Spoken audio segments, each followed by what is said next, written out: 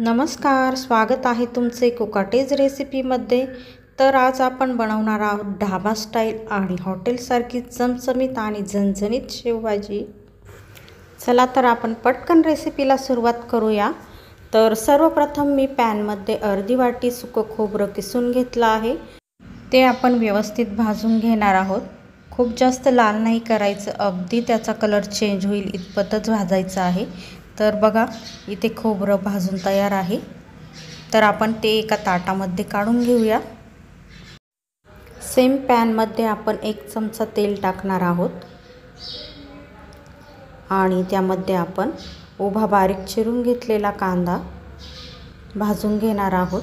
तर मी इथे मीडियम साईजचे 2 कांदे घेतले होते आणि 1 इंच आलं बारीक चिरून घेतलं आहे। तर त्यामध्येच आपण 7 ते 8 लसणाच्या पाकळ्या टाकणार आहोत।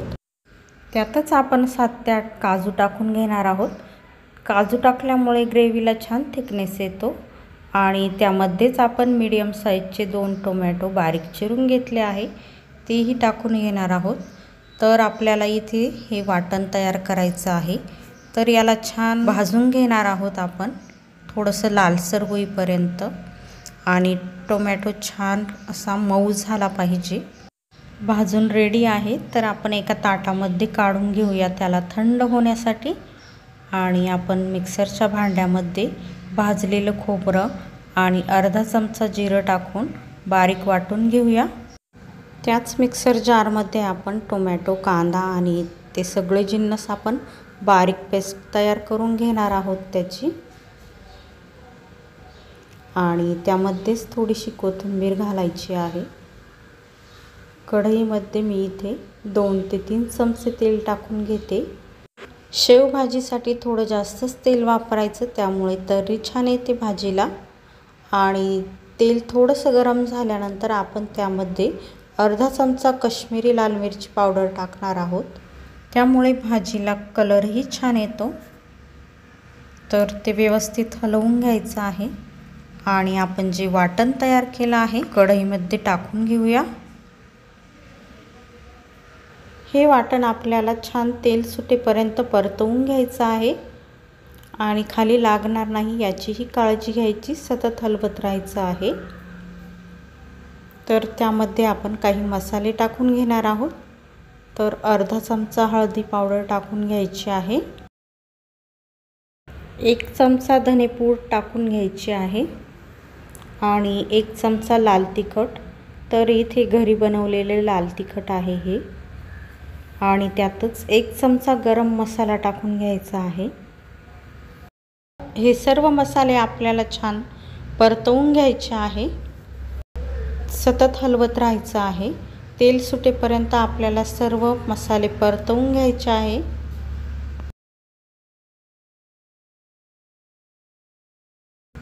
तर तुम्ही बघू शकता इथे मसाला छान परतला आहे, तेलही त्याला छान सुटलं आहे आणि कलरही चेंज झाला आहे त्याचा। बघा, तर आपला मसाला रेडी आहे। आता मी दुसऱ्या पातेल्यामध्ये आधीच गरम पाणी करून घेतलं होतं। तर भाजीसाठी गरमच पाणी वापरायचं आहे। तर आपण त्यामध्ये गरम पाणी टाकून घेऊया। तर पाणी टाकताना कन्सिस्टन्सी बघून घ्यायची आहे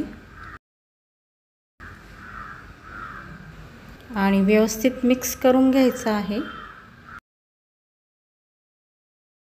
त्यामध्ये आपण चवीनुसार मीठ टाकून घेणार आहोत।